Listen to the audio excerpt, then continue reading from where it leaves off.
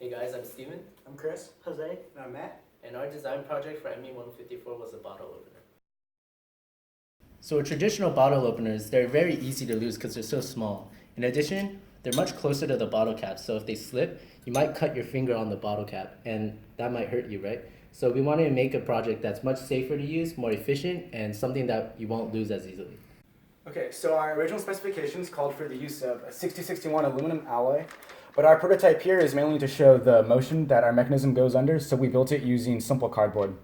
Now, the most important part to our design was the position analysis, because we found that traditional bottle openers usually follow a semicircular path as is shown here. So in order for our mechanism to work, we need to make sure that this point here followed along this path, which, as you can see during the operation of our mechanism,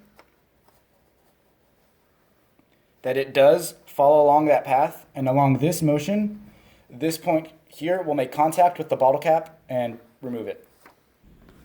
So for our mechanism to work, we did some research regarding the force we need to open a bottle.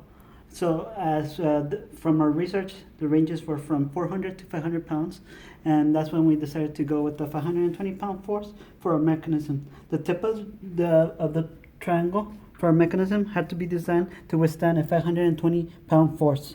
Yeah, using the methods shown in ME154, we found the forces acting on each joint using forces analysis that it could support such force. And we will further discuss this in the stress analysis.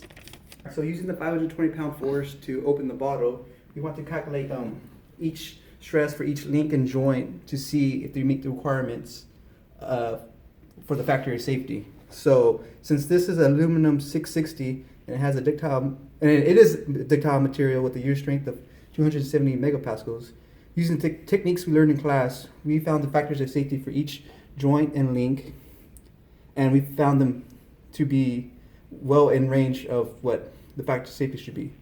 So this tells us that our mechanism is safe to operate under the expected loading. According to our analysis, the failure will not occur during operation of our mechanism, and no design changes required. So this is a demonstration of our mechanism on the bottle opener.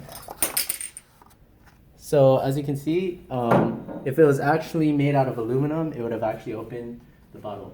So our mechanism is actually safer than traditional bottle openers because when you're using it, your hand is much further away from the bottle cap. So even if our mechanism did slip, your hand is safe from injury. Also, we made sure to address toggle positions by having these pins here, and that will prevent it from going into another state that we don't want.